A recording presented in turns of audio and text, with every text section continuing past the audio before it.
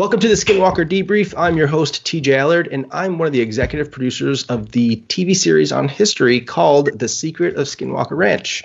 And I'm joined each week by Jason McClellan and Maureen Elsberry, and together we'll dissect each episode to give you more insight into the show, and we'll bring on some guests and get a little background info as well.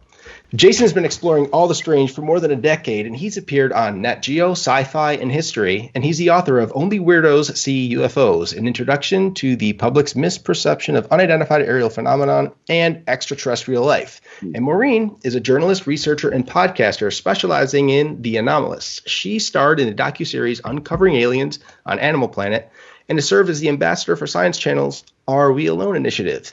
And tonight, we'd like to welcome for the very first time to the show, the ranch manager at Skinwalker Ranch, Jim Morse. Jim, thank you for joining us.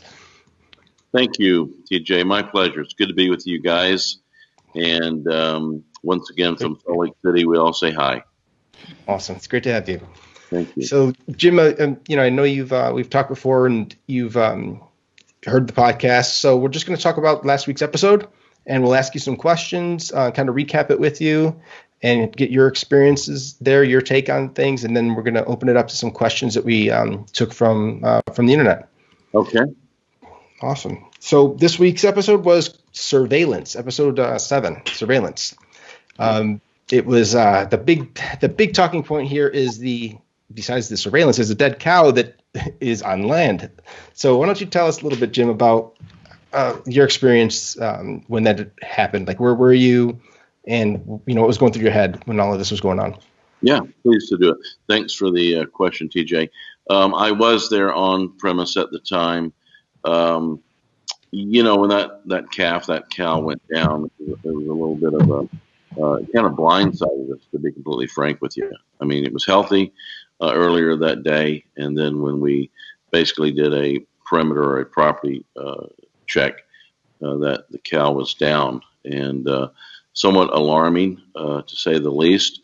And at that point, we brought the science team to where the little calf went down. Unfortunately, we had to bring in the vet, and there were some things that happened. And again, I apologize. I didn't get a chance to see this past episode, but I was there living and observing. There was something that was detected from our command center that obviously was as Travis Taylor says, a UFO or a UFO, unidentified flying object. And it was almost as if when this object was over the cattle, that this happened. I can't help but also notice that there's something happening here. Whoa, look at that. Look at that. It looks like an object above the tree. And it happens right when the cow raises up. So as I was talking to the vet, his feeling was it was due to stress, and through this stress it could cause the pneumonia or whatever the analogy was. But this was an interesting phenomenon to the point that they flew in Linda. If it had been a classic cattle mutilation, the first thing you would do is you would look at the sky-facing head, and that is where the sky-facing ear would be gone, sky-facing eye would be removed, and often in a circle of flesh around, taking out the eyeball, the eyelids, in a perfect circle. And I think there's still some ongoing investigation in regards to this. Yes. There's more. We get into more the next episode, so I don't want to. We don't want to give too much away. Yeah. So Jason and Maureen, you guys are familiar with Linda and her work, right? Yeah, absolutely. We've known Linda for years, and a lot of other cattle mutilation experts as well, Chuck Zukowski and people. So we're quite versed on this subject. Yeah. What were your thoughts after seeing that? I mean, it doesn't fall into the traditional category of the mutilation, but I mean, it kind of loosely encompasses encompasses it. Then I should say. I think it's strange cattle death and related to stress at this point, and as Jim mentioned, the vet said stress-related pneumonia, which came on super suddenly within a matter of hours. So that's unique, but there were no visceral damage, no predator marks or anything, no laser cuts. So this is outside of the box. And Jason, maybe you have a different point of view? Yeah, for sure. So, I mean, Linda even pointed out on the show, there's something that makes this a unique situation. Yeah, she points out this is not a typical mutilation scenario, but what does make this unique is the fact that this is an active research lab, essentially, and we have a team there with instruments who are able to, look at EM stuff that was happening around the cow right in that area, right? We see Caleb's phone going crazy. We see the tri-field meters picking up, these elevated EM levels. So that being able to have the instruments there to take readings and determine that stuff is happening in proximity to where this cow was, that is pretty interesting, pretty unique, and pretty exciting. Yeah. And let's just start by giving Caleb a shout out for making everyone get away and treat it like an actual crime scene, because that is extremely important. So thumbs up to Caleb. Yeah, Caleb's the real deal. He's an ex-Marine. His biceps are bigger than my thighs. I was just about to say it. I was just about to comment on it. I'm telling you, this guy is steady as they go. I always feel very much insulated. Gives me a lot of peace of mind, know that he's our true north out there. He's also county sheriff out there too. So this guy is the real deal. He insulates the ranch. He's very conscientious about his actions. And as we've talked about, my actions reflection on you and vice versa. And that's the way he's very accountable out there. But it would be fun to get him on on an interview with you guys. Absolutely. We'll bring him on. He's an amazing human being. He's got a value system that is very, very rare. Great family man. Has a no fear factor about him. Yeah. And I missed that firsthand with him. He was my shadow out there. Yeah, very cool, calm, collective. But he's a combat Marine. But he's got a value system that is very, very rare for a young man.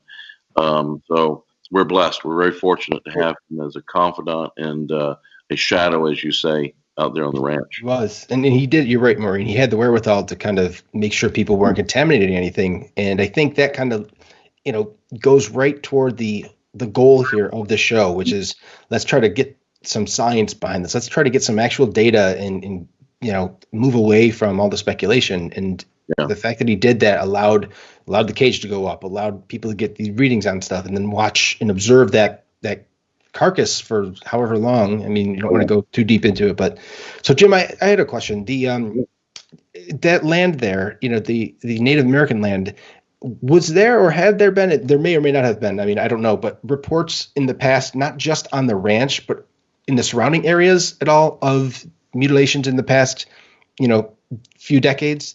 Do you know of any? Yes, absolutely. You talk about ley lines but that area over, many decades now, there has been reports of these cattle mutilations that have happened very fast, little or no blood, look like the incisions have been done with a laser, gone right through maybe the eye socket and out the other end, another orifice, but on the ranch, I have physically talked to the young man, Sherman, who witnessed it. He was out there irrigating that morning. He very stand-up guy, went on an LDS mission, came back from the mission, married. He's got a really cute little family. And we took the initiative to drive up to Price to visit with him. And when he stepped out, kind of give us a little privacy, his wife took us aside and says, this subject matter is, even to this day, is very, very upsetting to him. And it happened in a few minutes, him basically realigning some of the irrigation, equipment, and then came back, and these were prize bulls. So, and this is not a guy that you could tell very quickly. He's not an exaggerator. It was pretty profound, what he witnessed and what he was willing to share with us, but he was not willing to go on camera to be documented. So, as a former military guy, moving on a little bit more in that episode, we also have the helicopter and the surveillance. It's got a sky ball on the bottom of it. It does even look like it has a big camera on the bottom of it too. Oh, it does. See it? It does have a camera on the bottom. They're watching us, guys. Is that, when you see it happening, like, what's the first thoughts that go in your head when you're seeing that? Well, for years, I hate to say it, I came out of the service being a special operations guy that shot, heavy weapons, 90 millimeter recoilless, and I was in and out of some of the third world countries on helicopters. And I hate to say it, I'm not trying to be a crybaby here, but there was years that I walked it off, 6-7 years as a postal carrier, mailman, and just the sound of helicopters come in made me weary. So that day when that came in, to be honest with you, it was as if somebody was.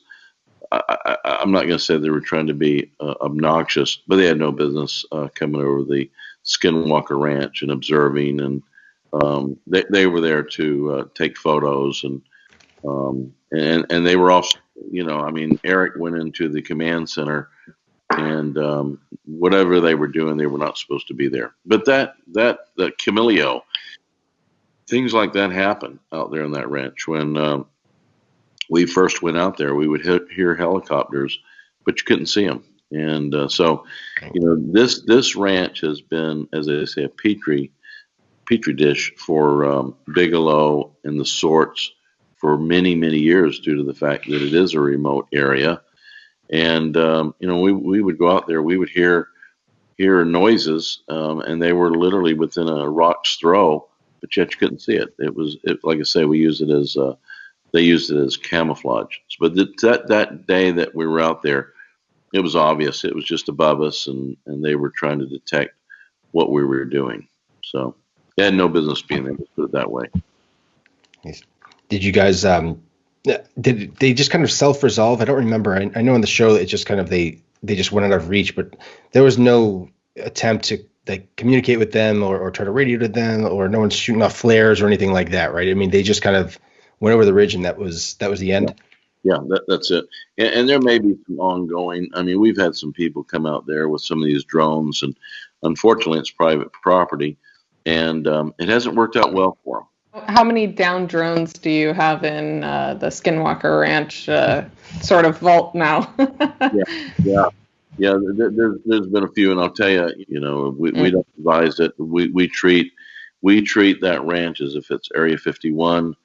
And it's pretty obvious that when Bigelow ruled and controlled, there was things going on that ranch that the public really has no business being acknowledged. Absolutely. And it's for their own benefit. So, I mean, we've mentioned it before. There's a lot about keeping other people safe. Like, please don't show up at the ranch. Please don't go to the gate. Please don't fly your drones around. It's an active scene. I mean, it's an active experiment. Happening, living experiment. Don't blow the investigation. Right, don't ruin the investigation. Well, it's funny. A lot of the people come up to the gate and they say, "Oh, we don't see any guard." I will tell you, the guard sees you before you see exactly. So those cameras reach out in the tune of miles, and what's funny is some of the guards out there, they're ex-vets, and some of these. They call it their camels, their camouflage gear. There's people who try to sneak in, and we're literally an arm's length from them. They're not even aware that our guards have got eyes on them. So, dragons waiting in the trees.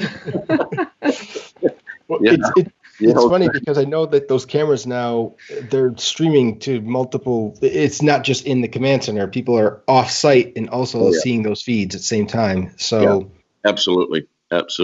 It's it's their game.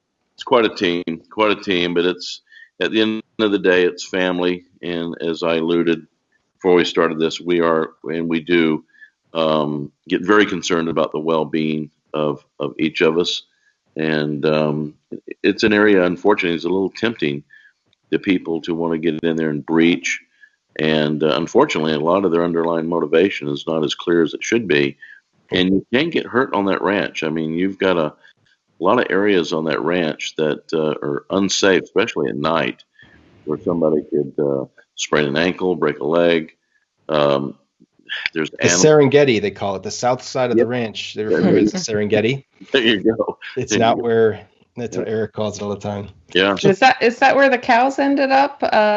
No, they were on the west. They were at the west. They were on the west side. Okay. Yeah. So, Jim, besides this episode, there was something that came up a couple episodes ago, a couple of our shows, debrief episodes ago. It's when we had one of the Native American elders come out. What, care? Doctor, what you? What ke vesne? What ke vesne?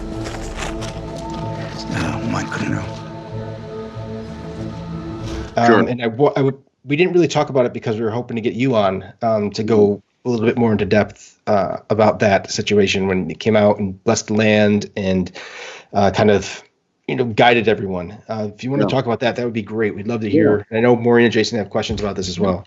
Be happy to. As I said before, I've always had a real sincere interest in that culture. This particular, I used to say medicine men, and very diplomatically, in this particular case, Larry Sesbuch has said that, Jim, I'd rather be referred to as a medicine practitioner. And it was interesting when I asked him to get engaged or involved on the ranch, and he is Ute. He had never been on the ranch before, but for whatever reason, the ranch somewhat embraced him, and he embraced the ranch, which was interesting.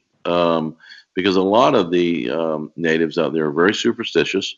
One in particular, as he drives home, as the ranch looks to the west, he'll look to the east. He doesn't even want to acknowledge that the ranch is there. He's that superstition. It's kind of like saying Candyman 16 times. You don't even bring the name. And but the ranch. When he got on the ranch, obviously a lot of the producers and some of the individuals out there that were participating kind of looked at him with a level of curiosity, and then they embraced him because I think because of obviously my respect and love for not only Larry but the Native American culture, and he went out there and smudged, took some sweet grass and his eagle feathers that Native Americans are legally only allowed to have. And in the case, and I don't want to embarrass anybody, but it was very, very humbling, what came to his mind's eye and what he repeated in prayer. So you could almost sense that the ground initially, the Skinwalker Ranch, looked at him with a level initially of curiosity. Almost it was kind of like trying to size his spirit up. And of course, Larry was never out there to get overly aggressive or assert himself. There was a level of peace that he brought to the ranch. And I've always looked at the ranch as a woman, as a lady. And so you approach it with a level of finesse. And I always pray going in and pray going out. I do believe there are such a thing as spirits or hitchhikers.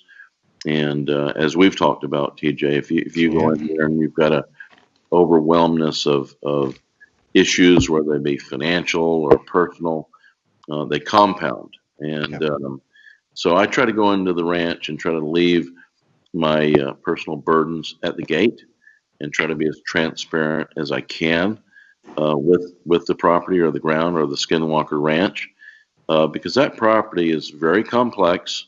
I think there's more than obviously one spirit there, and it's very random. So I'm conscientious. In Larry's case, I think that native, I think the spirit was very receptive. It embraced him with a level of respect, and I was so pleased to hear. Again, I don't see all the episodes. I was so pleased to hear that the directors or producers asked him to go out there and bless the ground and ask permission to dig.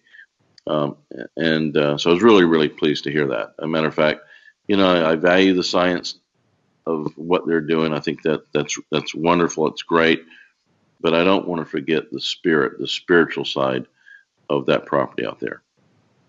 In my experience out there, and Michelle, who happens to be with you, I think the first time I was there, luckily Michelle had given me a stone.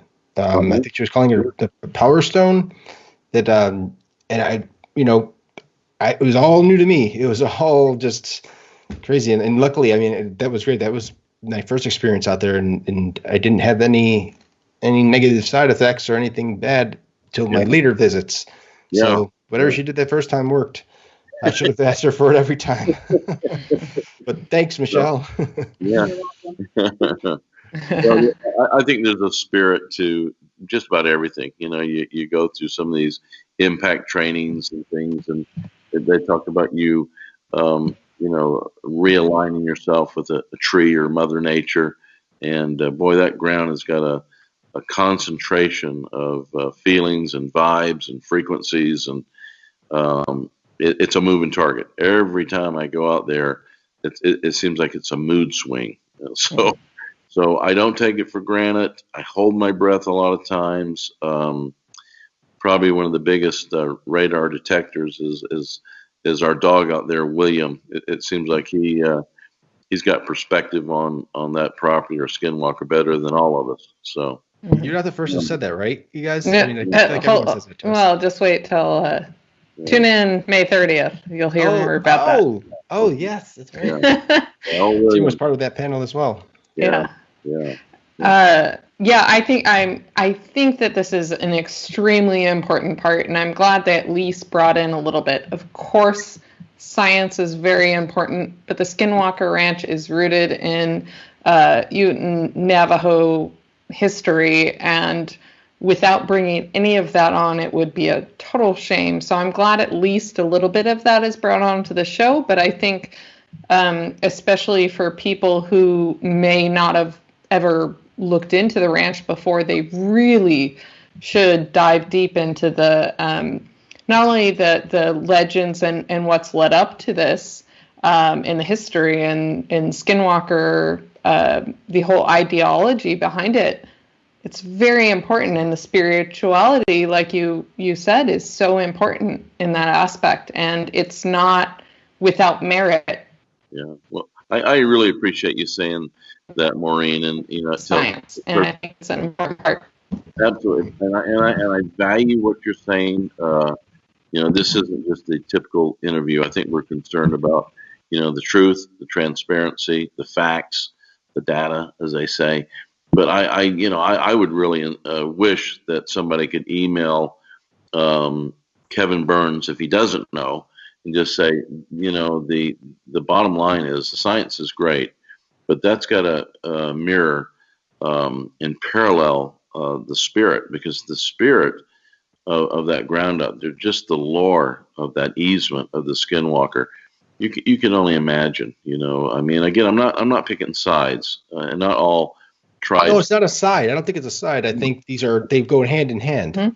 It's history. Yeah. And unfortunately, you get white men going out there, and might is right, and you get out there, and they basically hire the Utes as their hitman, and they utilize the Navajo as slaves, and you can only imagine the abuse. And so I think things pick up vibes. I mean, I know that I can go into a home, or you can walk into a home, and you can feel the love. It's like an artist. You walk in there and think, man, there's a lot of love in here. I just feel the spirit. It feels warm in here. In that ranch, you get certain people up there that unfortunately don't have the underlying motivation that obviously you guys do, and you pick up a vibe. Before we went out there to manage the ranch, there was a level of chaos. There was contentment. There was domestic issues out there, where you start looking back at the history of some of the people that lived on that ranch, where they were putting locks on doors. And, I don't want to get into all the personal issues out there, but you pick up the vibes, so you go home and you see where it's clean, it's neat. There's pictures on the wall, place is tidy, and you sense a harmony level. And what we're trying to do on the ranch right now is we're trying to be responsible tenants, because that ranch hosts us. Nobody owns the land. We're out there as guests. And you go out there and try to be abusive, whether it be digging or just doing things that, shouldn't be done. The land picks it up. It detects it. Again, it's real simple. Treat people like you want to be treated. The ground is the same. Respect it. So, very well said. So I know we've been going at this for a while. I think, Jim, it might be a good time for us to kind of move into questions from people online. You bet. And so what we'll do is, so Maureen reads some, Jason reads some, and I read some. Okay. And so we'll start. Maureen, I think we'll just go in order like we always do, guys, if that works. All right. So actually, this question is from email and comes from Whitefeather. He says, or he or she, actually, I'm not sure, says, I'm enjoying the show and would like to ask you concerning the cattle mutilation that was mentioned. I thought there had been more, but it was stated this one happened on the show was the first one in about 10 years. So I think what he's asking is this the first cattle mutilation? But it wasn't really a mutilation in the last 10 years. As far as answering the question, what happened before we got out there, we've been out there for the last 4 or 5 years. That cattle mutilation probably actually would have been before Bigelow's era, and Bigelow was out there for about 17 years. So I have personally visited with the young man that witnessed it, was there to validate this recent occurrence that happened this past summer. Again, from what we can see and detect, was from trauma. Being out there that day and seeing what was in the sky, observing us. Obviously, it wasn't a mountain lion. There was no tracks around that. But I think once again it was something to do from the unknown that we're still trying to validate. But we do have it on camera. And it's funny. We as we talk to some of the locals, it ebbs and flows out there. About every so many years, it gets really active out in the basin, and then it'll get very docile. And what we're finding right now, it's getting really active again out there. And it has nothing to do with the History Channel, Prometheus trying to promote a show. This is the real deal. There's something going on out there that is really, it's a wake-up call for us. Jason, you want to hit the Twitter questions? Jump to Twitter questions. This first one comes from Halloween Mama 88. She asks, what started Jim's interest in the Skinwalker Ranch? Was it prior to working there, or was it long before employment? Skinwalkers, really my young adult life, I've always had a real interest in the Native Americans. Spent countless days and evenings up in the Navajo, with the Navajo tribe. Matter of fact, became really close to the president of the Navajo, President Joe Shirley. He was very gracious in embracing me on a personal basis, inviting me into some of their personal ceremonies, peyote ceremonies. And I remember one night, unfortunately, I'd probably been a little naive and a white boy. I had no business drinking the amount of water or coffee before going into a ceremony.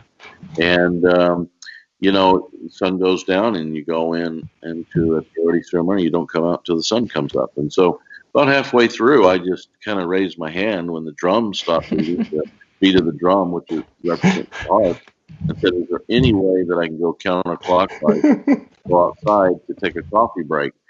And then the president shared with me very candidly, don't go too far. I was up to look at Yukai. And he said, "There's the potential of skinwalkers out there." And I thought, okay, and he had shared with me many stories that I won't share with you tonight, but I'm pleased to do it other times. The shapeshifter, and so I took, he had no reason to try to intimidate me or scare me. I can remember going out there and making my visit outside as quick as I could, and I came back into the fire. But I have always had a real sincere love and passion to learn about the culture. I've shared with my Native American brothers and sisters, I'm happy in my skin, but there's always been a real yearning I've had to learn more about that culture. And I embrace it with a level of respect and love and humility. Some of my favorite memories and friends are Native Americans, and it goes back to President Kerry Holton with the Lenape tribe, and some of our Navajo friends, and I mean, it's not just one tribe. I just have had a real respect, for their culture, and I'll embrace it. I love it. I'm very open-minded. I always tell people, when you're with me, it's what I call a judgment-free zone. So to answer your question, I have no idea. It's just innate. Ever since I was a child, my mother used to listen to my prayers as I kneel beside my bed of my passion and my love and my curiosity for Native Americans. So it's something I've had since day one. Thank you for sharing that. All right. Next question from Twitter comes from Jack, and this is in relation to, the things that go on the ranch and the investigation and the study that's ongoing. Jack asks, have they considered a shamanistic approach or considered some of their methods? It's funny that Jack brings it up, and I appreciate the question, Jack. As we were talking yesterday about the possibilities of another season, and this will put out to your audience. We're really open-minded. I'm really enjoying working with the staff, and I think that's probably a great possibility. And I think as far as a shaman, we have got obviously Larry Sespuch, and he's a real deal. So, but no, I embrace that question and appreciate you asking it. So thank you. Awesome. Yeah, I mean, that's definitely something that's going to be brought up as things are going forward. So stay tuned, like Brandon would like to say. He always says that. Stay tuned. Yeah. So one other question, Jim, we have from Facebook. This is it says, Jesse asks, before your time on the ranch, have you ever had any other quote unquote experiences? And I think what they're meaning is like paranormal experiences or, sightings of UFOs or anything like that. I have. As a matter of fact, I sat on the military advisory board with the state of Utah with Senator Jake Garn. And we would go in and out of Area 51. And this one particular day, we'd start early in the morning. If you've ever been around helicopters and you spend a full day in one, you get what you call metal fatigue. So we came back in, and I was coming out of Ogden, Utah, where Hill Air Force Base is. And I was developing a project up around Fruit Heights, and stopped over there to look at the infrastructure to see if the contractors had done what they had said they'd done. And I pulled into the cul-de-sac and got out of my car and looked up. And, like I say, I've had a top secret clearance. I've been around, the latest and the greatest and what, supposedly we have. Right. And I looked up, and it was as if I was looking up at the ceiling of my home. And it was almost surreal, overwhelming to me, where that level of what I would say metal could just suspend itself from the air. And I looked around. I thought, is anybody else seeing this, or just is this a figment of my imagination? And I, unfortunately, I didn't have the presence of mind to pull my iPhone out and take a photo. But I got back in the car. I didn't say a lot about it, but when I started. When I got engaged to ask to co-manage the ranch, I started talking to individuals like Jacques Vallée and Dr. Christopher Green and Hal Puthoff and individuals like that had been around that space, and then I explained to them the shape of it, and it was almost like, yeah, Jim, what you saw was a UFO or a UFO, and it wasn't like there was lights going around it. It was a summer evening. It was probably 7:30, 8 o'clock in the evening, crystal clear, not a cloud in the sky, and a metallic shaped. I would call it a vehicle, sky vehicle.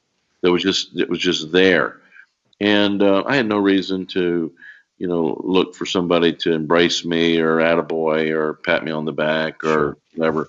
It was just my own personal experience. And now that we have been affiliated with the ranch for 4 or 5 years now, and you start talking to people like Travis Taylor and people who've witnessed it, like Michelle, you just go, you know what? I'm a fact finder. There are things out there that I can't explain, but I've acknowledged them with my eyes, and I'm embracing this opportunity as an opportunity. So, yeah. Wow. The fact that you've gotten to speak with Jacques Vallée makes you way cooler than any of us. So, well, I'll tell you that's a very interesting individual. When you talk about presence, there's an aura about him that fills the room. And to be honest with you, I felt the same way with a lot of the people that have had a sincere interest about the Skinwalker Ranch. And say what you want to about this billionaire by the name of Mr. Robert Bigelow, but that's a guy there that fills the room. He's got a presence about him, an astuteness about him that you go, wow. This guy's a man's man. He has been there. He's done that. It was obvious that there was something associated with that ranch. Otherwise, you wouldn't have $20-30 million of government money, associated with that ranch. And I think what we're going to find, if the good Lord's willing, there's a lot more to that ranch than what we're seeing right now. So I'm hoping that with time and papers and some of the people who've been associated with that ranch for the last 10, 15 years, I'm hoping that we will allow them to come forward and tell us the rest of the story. Because to be honest with you, I feel like an outsider looking in. There's people out there, guys that have been there, witnessed, and one of them is Michelle. She's had experiences that I can only read about. And to be honest with you, I have no interest in embracing or witnessing some of the experiences that they've had. It scares me to death. Keep me the way I am, naive, and I'll continue to stay numb. Well, as we go forward, next coming episodes and next season, because I'm putting it all out there, we'll fingers are crossed and everything. And we have to get Michelle on here so we can talk with Michelle as well, because she played a big part in this all coming together too. Big time. So it would be great to have her, like through you, like introducing who she is, and so she can, talk about her role and everything too. Because it is a big team. It's a big team and it's a big family out there. And that was one of the things that I try to explain to people a lot. It's not just a bunch of guys. Like these are different. It's a different group of people. It's not. They're not out there trying to make money. They're not out there trying to get a show going. It's like, no, these are genuine people, genuine relationships, and it's if you can, build bonds with them. That's how things move forward. You're not just going to be like, I'm a cowboy, I'm coming in to get something done. No, it doesn't work that way. Oh, yeah. It's not, Well said, TJ. And I'll tell you, being a businessman, I've met some interesting people. The Steve Wynns and guys that were, capitalized on Las Vegas, and the Donald Trumps and the people that as a young developer I was in awe of. Sure. But the rest of the story is this group that has an interest in the facts and being a fact finder. They're a rare bunch. They're very eclectic. Some of them are venture capitalists. Some of them have done extremely well, obviously, financially. But it's almost like, in some cases, very handpicked. And when you get on the ranch with some of these people, where they're surgeons, medical doctors, and philanthropic individuals, and I mean, the names are legion. And you start talking to them offline about some of their personal experiences. It is sobering. I mean, it is humbling. So great. Hey guys, they're gonna lock up the club here. They've been very great. A shout out to the Cottonwood Country Club. And guys, I don't mean to cut you short, but just know that my thoughts and prayers are with all of you. And if you guys want to text me offline, I'm more than happy to be candid and transparent, and just know that I'm here spiritually with you and appreciate all that you do. Thank okay? You. Thank Jim, you you've so been much, great. Jim. You bet. Yeah. Thanks for your time, man. I appreciate it. Tell the show. Thank you as well. Thanks for the country club as well. So that's it for us this week on Skinwalker Debrief. The TV show Secret of Skinwalker Ranch is off the air next week, but be sure to join us next week, because we're still going to be here, and we'll have Superintendent of Skinwalker Ranch, Thomas Winterton. So we will catch you guys later.